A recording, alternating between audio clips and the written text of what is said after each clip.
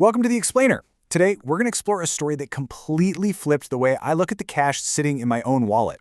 We're going to take a journey, starting with a seemingly insignificant childhood memory and translate it into a profound, honestly, kind of mind-bending lesson on the very foundation of global finance. It's really a journey about the shared fictions that run our entire lives, heavily inspired by the brilliant frameworks of thinkers like Yuval Harari and Jonas Varoufakis. Stick with me, because by the end of this explainer, you are going to see the global economy in an entirely different, incredibly revealing light. So, what does an elementary school playground have to do with the global financial system? Well, let's dive right into this intriguing question. To really understand the complex architecture of global debt and banking, we actually need to travel back in time to an Egyptian elementary school. Imagine you're a kid again. Those school days, they feel like an absolute eternity. Passing through those gates every morning felt less like an opportunity for education and more like entering Dante's Inferno. It was like there was an invisible sign right above the entrance warning, "Abandon all hope, ye who enter here." Between the incredibly dry lessons and the crushing boredom, the clock just seemed frozen. During recess, the students were desperate for anything that felt like real life. Play, fun, stakes, vivid dreams. And out of that crushing boredom, an accidental, absolutely incredible economic experiment was born. Section 1. The Candy Wrapper Economy. Reinventing civilization at recess. You see, the kids at this school wanted to play a simple game of tossing coins for stakes, but they barely had enough pocket change for the cafeteria, let alone real money to gamble with on the playground. Out of that basic necessity came a stroke of pure playground genius. A piece of literal garbage was magically transformed into wealth. Someone realized that if you took the colorful plastic wrappers from the candy sold in the cafeteria and stretched them out, they formed these neat little squares. Honestly, they looked surprisingly like miniature banknotes. Suddenly, these kids weren't just throwing their trash away anymore. They began unconsciously hoarding these wrappers. A student would eat their candy and carefully smooth out the plastic bills to fund their next game. A total frenzy took hold. If someone was about to toss a wrapper in the bin, literally 3 kids would dive in, shouting, "Don't throw that away, I need it." The exact moment the students realized those wrappers had utility, they completely stopped giving them away. And that is precisely when the first 8-year-old capitalist emerged on the playground.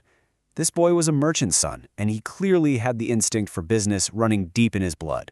One day, he shows up to school with a massive plastic bag, stuffed to the absolute brim with these flattened candy wrappers. His sole purpose in life became making that bag bigger. At first, the other kids were shocked, like, why hoard so much trash? But soon enough, they started borrowing from him so they could stay in the tossing game. Before long, half the class owed him money.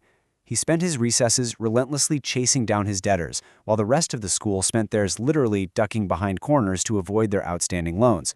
But as we know, all unregulated markets eventually face a reckoning.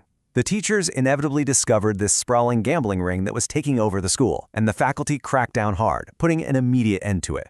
They declared the game immoral, confiscated all the currency, and quite literally burned it. Imagine the look in that 8-year-old capitalist's eyes as his entire life's fortune was hauled away to the incinerator. It was the exact same devastated, hollow look you see on the face of a ruined stockbroker after a catastrophic market crash. His entire world had ended. Luckily, he was only 8, so life still looks pretty good even when your bank account is thrown in a dumpster. But this whole event really begs the question, what if the teachers hadn't interfered? Would banks have eventually started exchanging those wrappers for real currency? Section 2. The Illusion of Value. The Psychological Architecture of Trust. Transitioning away from that playground for a second, let's look at a brilliant concept from Yuval Harari's acclaimed book, Sapiens. Humanity's dominance on this planet isn't rooted in physical strength or big teeth. It is rooted entirely in our unique capacity to believe in shared fictions. While a monkey can communicate about a literal, physical piece of fruit sitting on a branch, only humans can talk about and fiercely believe in things that do not actually exist in the material world. Things like gods, nations, and of course, money. And this brings us to a crucial concept, intersubjective reality. Money is not an objective reality like gravity, and is not a subjective reality that exists only in your own personal mind. It exists entirely in the space between people. Think about it. If you're the only person who stops believing in the value of a candy wrapper, you're just holding a piece of trash. But the very moment the whole school agrees that the wrapper has value, that trash transforms into a currency. The value is entirely psychological. It is an architecture built purely, 100% on trust. Section 3. How Belief Goes Global. The Gospel of Gold. So how does a pretend value on a local playground become a universally accepted global truth? Using Harari's historical example, let's imagine trade opening up between the Mediterranean, where gold was this highly coveted status symbol, and India, where it was practically worthless. Shrewd merchants saw a massive opportunity here. They started buying up gold for almost nothing in India and selling it for an absolute fortune back in the Mediterranean. But watch what happens next. As merchants bought up India's gold, the local demand in India absolutely skyrocketed. Soon, the prices equalized across both regions. Now here's the really fascinating part. The Indians began to value gold not because they suddenly liked the shiny metal, but simply because they knew the Mediterraneans wanted it. It didn't matter if you personally cared for the metal, you collected it because you knew everyone else believed in it. This forged a single global monetary zone based entirely on contagious belief. Section 4. The Great Debt Reversal. Yanis Varoufakis' theory. To really understand how this shared fiction evolved into our modern world, economist Yanis Varoufakis introduces something he calls the Great Reversal. Think about the old world for a second, the era of kings and agricultural serfs. The progression of life was super straightforward. You worked the land first, you made a product like wheat, and then you sold it for a profit. Work, produce, profit.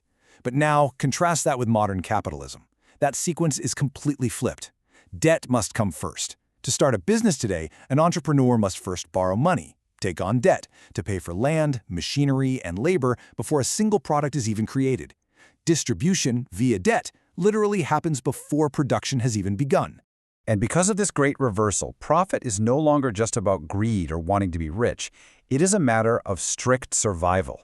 If an entrepreneur doesn't generate enough profit to pay back that original loan, plus the interest, they face total ruin. Let's connect this back to our playground for a second. If a kid borrowed 5 candy wrappers from our 8-year-old capitalist to start their own coin-tossing business, they didn't just want to win for fun anymore. They had to win to pay back the interest, or they'd face the absolute social ruin of being a debtor on the playground. Debt fundamentally changes the motivation of the entire system. Section 5. The Sorcery of Banking. Snatching Value from the Future. Modern banks essentially act like time-traveling sorcerers. They create money out of thin air by dragging a borrower's future expected earnings right into the present moment. Let me guide you through Harari's famous El Dorado Bank example to demystify exactly how fractional reserve banking actually works. Step 1. A wealthy contractor named A.A. Stone deposits $1 million in physical cash into the bank. Step 2. An entrepreneur named Jane wants to open a bakery, so the bank lends her $1 million by simply typing numbers into her account. Step 3. Jane hires A.A. Stone to build the bakery and pays him that $1 million. Step 4.